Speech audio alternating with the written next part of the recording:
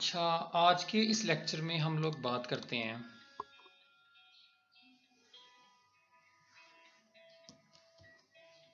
Orthogonal complement की।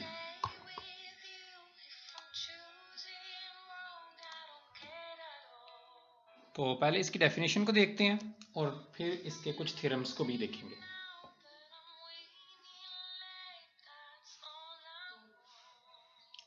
तो orthogonal complement हम लोग कहते हैं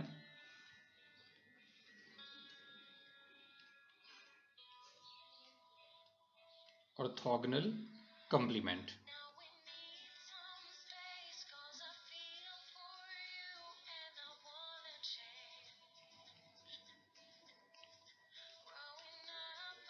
लेट करते हैं कि S सबसेट है किसी इनर प्रोडक्ट स्पेस V का। Let S is subset of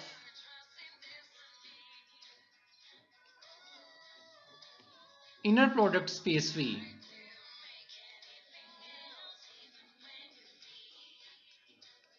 inner product space V।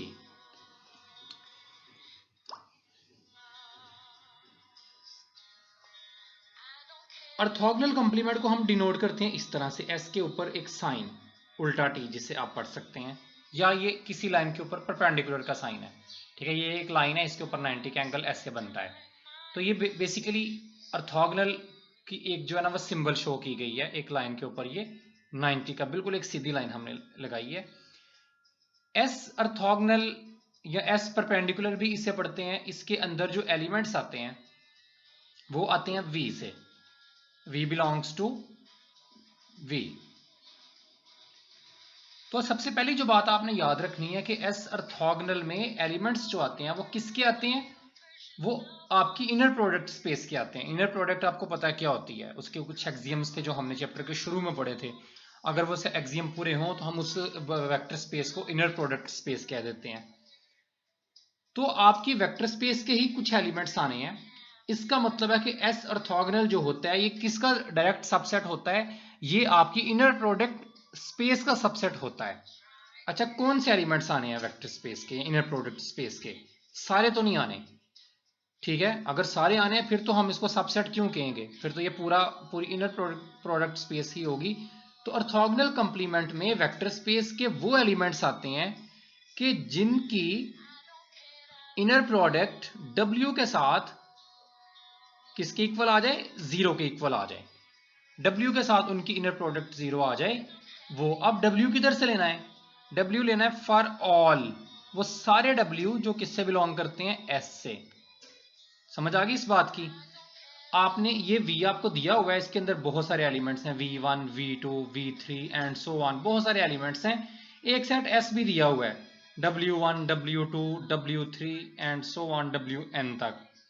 तो ये एक एलिमेंट आपने पिक करना है V में से, और आपने इसमें से एलिमेंट पिक करके उसकी इसके साथ इनर प्रोडक्ट चेक करनी है। 0 आ गई, ठीक है, दूसरे के साथ उसी V1 की इसके साथ भी करनी है। 0 आ गई, उसी V1 की इसके साथ भी करनी है। 0 आ गई, ये नहीं कि इन तीन के साथ 0 आ गई है, चौथी के साथ 0 नहीं आ रही, तो हम उसको ऑर्थोगोनल कंप्लीमेंट के अंदर नहीं डाल सकते। एक एलिमेंट आपने वेक्टर स्पेस से पकड़ना है और S जो आपका सबसेट जो आपको दिया गया है उन सभी के साथ आपने इनर प्रोडक्ट चेक करनी है। अगर सभी के साथ इनर प्रोडक्ट उसकी V की 0 आ गई तो हम उसी V को उठाएंगे और हम कहेंगे वो V किससे बिलोंग करता है, S परपेंडिकुलर के अंदर चला जाता है। ठीक है, V जो है आपका S ऑर्थोगोनल कंप्लीमेंट के अंदर चला जाएगा। तो ये आपकी डेफिनेशन है, इसी डेफिनेशन के बेस पे थ्योरम है। सबसे पहला थ्योरम जो ये सबस्पेस होती है, सबसेट तो आपने देख लिया कि इसके अंदर जो एलिमेंट्स आ रहे हैं वो V के ही आ रहे हैं। ठीक है, तो सबस्पेस प्रूफ करना इसको बहुत इजी है। हम इसे सबस्पेस प्रूफ करते हैं कि दो एलिमेंट्स पिक करते हैं, एक X और एक Y। किसमें से, जिसको सबस्पेस प्रूफ करना है, S ऑर्थोगोनल कंप्लीमेंट को। भाई X और Y अगर आप बात कर रहे हैं ऑर्थोगोनल कंप्लीमेंट से आप ले रहे हैं, ये क्यों ऑर्थोगोनल कंप्लीमेंट में है, ये इसलिए है कि इनकी इनर प्रोडक्ट W के साथ क्या आती होगी, 0। कौन से W के साथ? For all W belongs to S।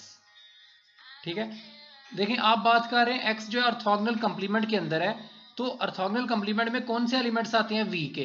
तो X पहले V से बिलोंग कर रहा होगा, V का एलिमेंट होगा, और इसकी S के हर एक एलिमेंट के साथ जो इनर प्रोडक्ट है वो 0 बन गई होगी, इसलिए हमने बोला कि ये ऑर्थोगोनल कंप्लीमेंट के अंदर आ गया। इसी तरह से आपका Y जो है वो भी ऑर्थोगोनल कंप्लीमेंट में है, तो Y पहले V में होगा, और V में होने की वजह से ऑर्थोगोनल कंप्लीमेंट में इसलिए आया क्योंकि इसकी भी इनर प्रोडक्ट हर W के साथ 0 आ गई, for all W belongs to S। Okay, तो ये बात तो हमने दो एलिमेंट्स S ऑर्थोगोनल में से लिए। मैंने प्रूव ये करना है कि इनका डिफरेंस भी या इनका सम भी होगा ऑर्थोगोनल कंप्लीमेंट में, यानी कि मैंने किसी तरह से AX प्लस BY इसकी W के साथ देखते हैं भला, फॉर ऑल W S से बिलोंग कर रहा है ना, सारे S के साथ फॉर ऑल S इसकी इनर प्रोडक्ट भला 0 आती है कि नहीं। देखिए X बिलोंग कर रहा है V में, Y बिलोंग कर रहा है V से। पहले तो ये V के एलिमेंट्स होते हैं ना, तो हर W के साथ 0 देने की वजह से ये इसमें आ जाते हैं ऑर्थोगोनल कंप्लीमेंट में। तो अगर X और Y V में है तो X प्लस Y भी V में होगा डेफिनेटली। V जो है वो आपकी प्रोडक्ट स्पेस है तो क्लोज भी होगी, तो AX प्लस BY भी उसी में होगा। तो अब ये एक V का एलिमेंट है, V का ही एलिमेंट है, और चेक करते हैं कि इसकी क्या S के साथ इनर प्रोडक्ट 0 आती है। अगर इसकी भी हर S के हर एलिमेंट के साथ इनर प्रोडक्ट 0 आ गई तो ये V का एलिमेंट S ऑर्थोगोनल में भी चला जाएगा। अच्छा, इनर प्रोडक्ट की डेफिनेशन अप्लाई करते हैं। A के साथ X के साथ W लैदा हो जाएगा, स्केलर बाहर आ जाएगा, और ये इनर प्रोडक्ट का तीसरा एक्सियम, और B स्केलर बाहर आ जाता है, और Y के साथ W जो है ये लैदा आ जाएगा। भाई ये किसके इक्वल है? XW, बस 0 के इक्वल नहीं है, तो A into 0 plus B into 0, तो 0 प्लस 0 आंसर आ गया 0। इसका मतलब ये हुआ कि AX प्लस BY भी आपका ये भी ऑर्थोगोनल कंप्लीमेंट से बिलोंग कर रहा है, क्योंकि हर S के हर एलिमेंट के साथ हमने इनर प्रोडक्ट प्रूव कर दिया कि 0 के इक्वल है। तो यही तो भाई एक्सियम था। ठीक है, तो प्रूव हो गया डेट मीन्स कि AX plus BY also belongs to S। तो इसमें दोनों एक्सियम है सब स्पेस प्रूफ करने के लिए। अच्छा, अगले थ्योरम पे आते हैं। अगला थ्योरम आपका जो है वो है पेज नंबर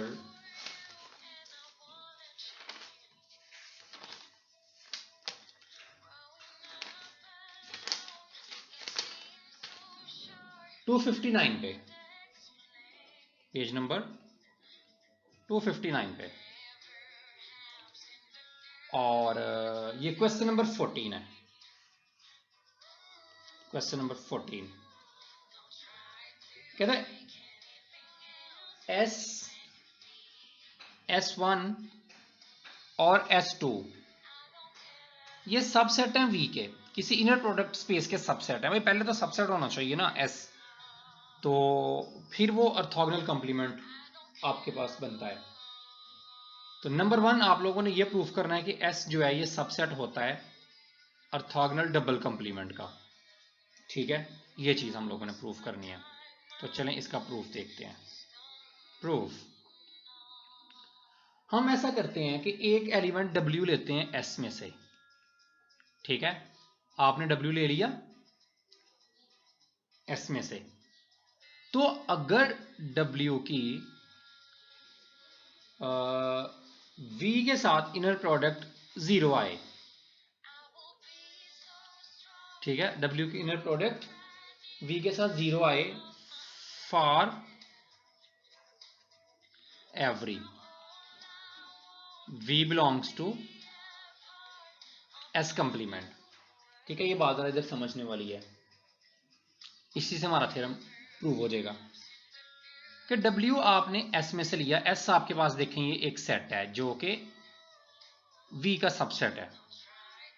अब आपने इसका जो इसके कंप्लीमेंट में एलिमेंट्स आने हैं, जो वो कौन से आने हैं? इसके अंदर देखें बहुत सारे एलिमेंट्स पड़े हैं, W भी पड़ा है, और भी एलिमेंट्स पड़े हैं, ठीक है। W हमने लिया ना, हमने इसमें से इसी में से एलिमेंट पिक करना था S में से, और प्रूफ करना है कि वो एलिमेंट इसमें चला जाएगा, ठीक है। तो मैंने इसमें से एलिमेंट पिक किया एक W। अब जो इसके कंप्लीमेंट के अंदर एलिमेंट्स आने हैं वो कौन से होने हैं, हमने डेफिनेशन में क्या पढ़ा है, S के कंप्लीमेंट में वो एलिमेंट्स आएंगे जो वेक्टर स्पेस के होंगे और उनकी हर किसी के साथ इनर प्रोडक्ट 0 होगी। तो अगर एक एलिमेंट है V, उसकी इनर प्रोडक्ट अगर हर W के साथ 0 आ जाए, तो इसका मतलब है कि V किससे बिलोंग करेगा, S ऑर्थोगोनल कंप्लीमेंट से। तो हमने कहा कि W की इनर प्रोडक्ट V के साथ 0 आएगी, तो आपका जो V होगा वो S ऑर्थोगोनल कंप्लीमेंट में चला जाएगा। अगर V की जगह पे V1 लेते हैं, अगर W की इनर, हर W की, सिर्फ एक की बात नहीं कर रहा, हर एवरी W, S के हर एलिमेंट के साथ, ठीक है। आप इधर लिख दें for all W belongs to S, ऐसे लिख दें कि हर W जो S में से लिया जाएगा, अगर उसकी V के साथ इनर प्रोडक्ट 0 आएगी, तो वो जो V है जिसके साथ उसकी इनर प्रोडक्ट S के एलिमेंट की, वो V जो होता है, जो S के हर एलिमेंट के साथ इनर प्रोडक्ट 0 दे देता है, वो एलिमेंट इसके कंप्लीमेंट में चला जाता है, S के कंप्लीमेंट से बिलोंग कर रहा होता है, ठीक है। तो अगर V S कंप्लीमेंट का एलिमेंट हो गया ना, ये V बिलोंग कर गया S कंप्लीमेंट से, तो V S कंप्लीमेंट का एलिमेंट है और इसकी W के साथ इनर प्रोडक्ट अब क्या है, 0। तो W किससे बिलोंग करेगा भाई, फिर ये S कंप्लीमेंट का एलिमेंट हो गया। अब W जो है ये S से बिलोंग कर रहा था, और S किसका सबसेट है, V का।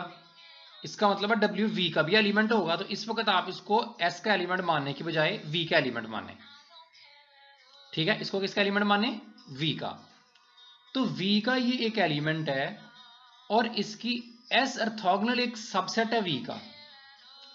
इसकी S ऑर्थोगोनल के साथ के एलिमेंट के साथ इनर प्रोडक्ट 0 है for every V belongs to S orthogonal, हर किसी के साथ इनर प्रोडक्ट 0 है। तो V इसके ऑर्थोगोनल में चला जाएगा। तो V किस में चला जाएगा, S कंप्लीमेंट के ऑर्थोगोनल में। एक तो सेट है और एक ऑर्थोगोनल आपने खुद डालना है। तो लिया किस में से था, S में से, W चला किस में गया है, S डबल में। तो प्रूव ना हो गया S is the subset of, ठीक है। तो इसको फिर एक दफा मैं आपको दोबारा से एक दफा बताता हूँ, कंफ्यूजन आपको अभी भी बची होगी कुछ लोगों को। देखें, हमें एक S सेट दिया होता है, इसके अंदर बहुत सारे एलिमेंट्स होते हैं। हम वेक्टर स्पेस एक दी होती है जिसका ये सबसेट है। हम उस वेक्टर स्पेस का एक एलिमेंट पिक करते हैं और इसके साथ, हर किसी के साथ उसकी इनर प्रोडक्ट चेक करना शुरू करते हैं। अगर सबके साथ इनर प्रोडक्ट इस एलिमेंट की 0 आ जाए, तो हम इस एलिमेंट को उठा के डाल देते हैं इसके परपेंडिकुलर में। इसका मतलब है कि अगर हर किसी के साथ इनर प्रोडक्ट 0 नहीं आएगी इस एलिमेंट की, इनके साथ, तो ये एलिमेंट S ऑर्थोगोनल में नहीं जाएगा। अगर आ जाएगी तो S ऑर्थोगोनल में चला जाएगा। आ गई तो चला जाएगा S ऑर्थोगोनल में हर एलिमेंट के साथ, बेशक 10 के साथ आ जाए, 2 के साथ इनर प्रोडक्ट 0 ना आए, तो हम इस एलिमेंट को S ऑर्थोगोनल में नहीं डालेंगे। तो 2 सेट बन जाते हैं, एक S और एक S ऑर्थोगोनल। S ऑर्थोगोनल में वो पड़े होते हैं जिसमें वेक्टर स्पेस के एलिमेंट्स पिक करके इनके साथ डॉट प्रोडक्ट चेक की जाती है और आंसर 0 आता है। अब देखें, अब हमारे पास S ऑर्थोगोनल भी बन गया, इसमें भी एलिमेंट्स आ गए, ठीक है। अब इसको भूल जाते हैं, अब इसी को एज ए सबसेट मानते हैं। अब फिर V का एलिमेंट पिक करते हैं, अगर उसकी इसके हर एलिमेंट के साथ इनर प्रोडक्ट 0 आएगी, तो ये एलिमेंट किस में चला जाएगा, S सेट के ऑर्थोगोनल में। पहले S था तो S ऑर्थोगोनल में चला गया। भाई अब सेट ही अगर S ऑर्थोगोनल हो, तो अब एक एलिमेंट पिक करें और सबके साथ इनर प्रोडक्ट 0 आ जाए, तो ये एलिमेंट उस सेट के ऑर्थोगोनल में जाएगा। पहले एक था, अब वो चला जाएगा S डबल ऑर्थोगोनल में। यही बात हमने इधर की है।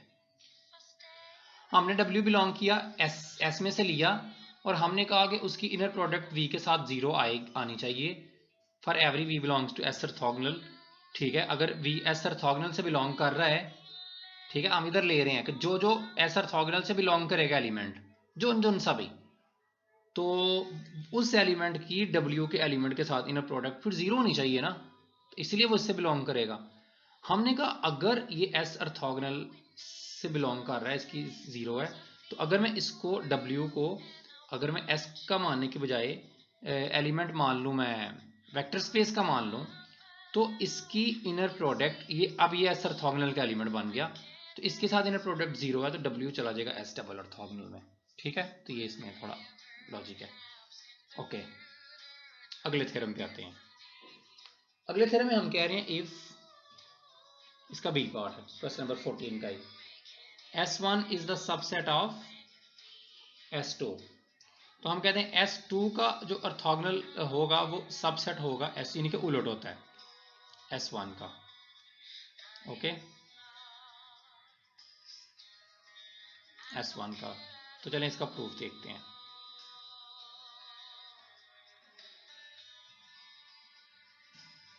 प्रूफ,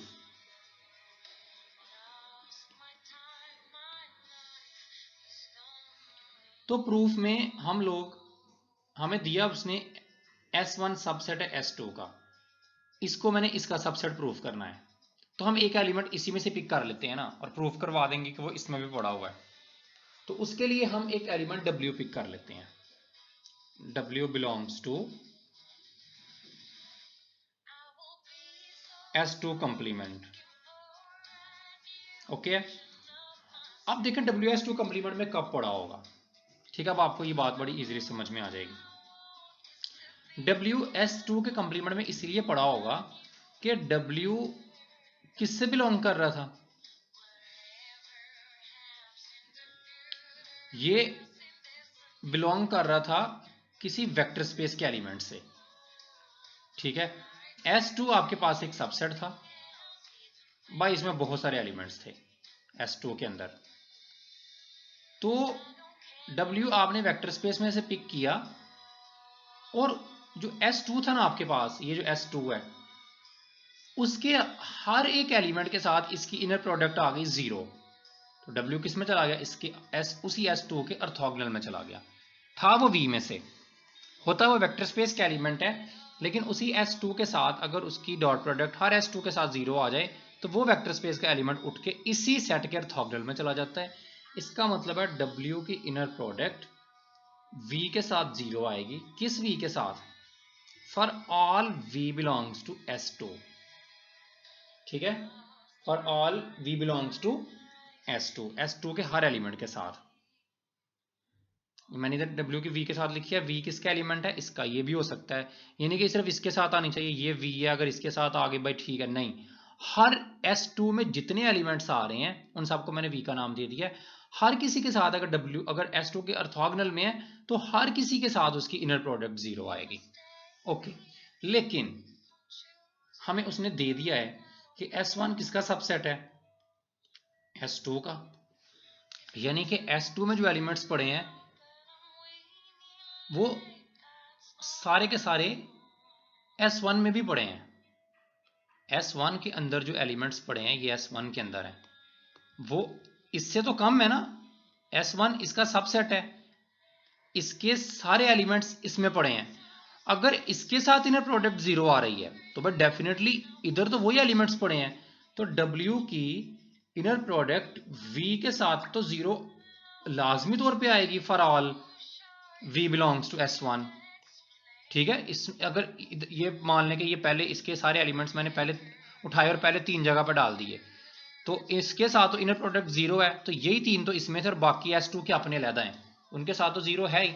ठीक है, तो अगर for all V belongs to S1, तो फिर इसका मतलब ये हुआ कि W अगर V के हर एलिमेंट के साथ भी इनर प्रोडक्ट 0 दे रहा है, तो W इसका मतलब है जो वेक्टर स्पेस का एलिमेंट था वो S1 के भी ऑर्थोगोनल कंप्लीमेंट में होगा।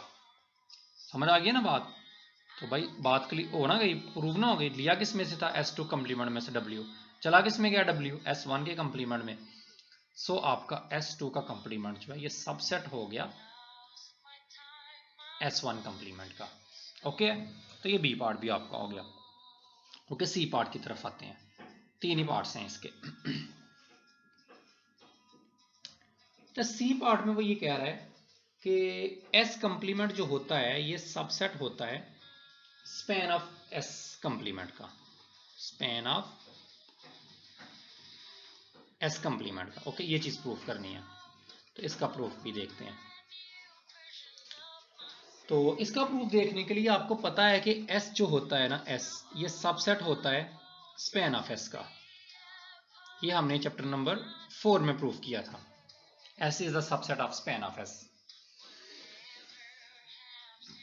तो एस अगर स्पैन ऑफ एस का सबसेट है तो इस वजह से अगर एक दूसरे का सबसेट हो तो उसका कंप्लीमेंट उसका सबसेट होता है, इसका कंप्लीमेंट उलट हो जाता है। तो एस हमें पता है सबसेट होता है स्पैन ऑफ एस का, तो इसका मतलब ये हुआ कि आपका स्पैन ऑफ एस का जो कंप्लीमेंट है वो सबसेट होगा, इसका उलट हो जाएगा। तो इसको हम नाम दे देते हैं ए का। एक हिस्सा तो प्रूव हो गया, बल्कि मैंने सबसेट नहीं था प्रूव करना, मैंने इनको इक्वल प्रूव करना है। ठीक है, ये इक्वल होते हैं, तो मैंने एक हिस्सा तो प्रूव कर लिया।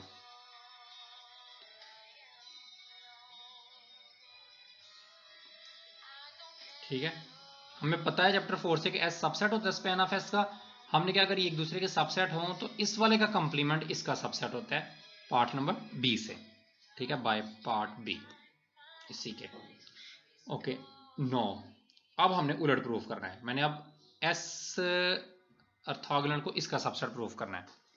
तो इसको प्रूफ करने के लिए हम ऐसा करते हैं कि एक एलिमेंट ले लेते हैं। मैं प्रूफ करना चाह रहा हूं इसको इसका सबसेट, तो मैं इसमें से, ठीक है, ये चीज मैं प्रूफ करना चाह रहा हूं, एस ऑर्थोगोनल सबसेट होगा स्पैन ऑफ एस ऑर्थोगोनल का। तो मैं इसमें से एक एलिमेंट पिक करता हूं। फिर वही बात, u क्यों एस ऑर्थोगोनल में, क्या वजह है कि u एस ऑर्थोगोनल में है? इसलिए है कि u आपका एस ऑर्थोगोनल में है क्योंकि ये बिलोंग करता था पहले वेक्टर स्पेस से। वेक्टर स्पेस से बिलोंग करने की वजह से इसने S के हर एलिमेंट के साथ, S जो सेट था आपके पास, उसके हर एलिमेंट के साथ इसने इनर प्रोडक्ट 0 दी। तो U ने इनर प्रोडक्ट आपको 0 दी हर एलिमेंट से जो किससे बिलोंग करता था, S से, for all W belongs to S। तो ये आपका U जो है इसीलिए S ऑर्थोगोनल में चला गया। अब हम ये मानते हैं, ऐसा करते हैं कि लेट करते हैं, let V belongs to span of S। एक एलिमेंट अब स्पैन ऑफ S में से भी लेते हैं। तो V अगर स्पैन ऑफ S से बिलोंग करता है तो V S के एलिमेंट्स के लीनियर कॉम्बिनेशन से बनेगा। कोई एलिमेंट आप स्पैन ऑफ S में से पिक कर लें तो V बनेगा A1 W1 plus A2 W2 plus A3 W3 and so on A के W के। यानी कि V अगर स्पैन ऑफ S से बिलोंग करता है तो V जो है वो S के स्पैन से बनेगा, यानी कि S के एलिमेंट के लीनियर कॉम्बिनेशन से बनेगा। तो ये सारे किसके एलिमेंट्स हैं, S के। ठीक है, ये जो जिस S की बात कर रहे हैं ना, तो आप इधर लिख दें कि WI बिलोंग करता है S से, I equal to 1 to K। अब इसकी U के साथ इनर प्रोडक्ट चेक करते हैं इसी V की।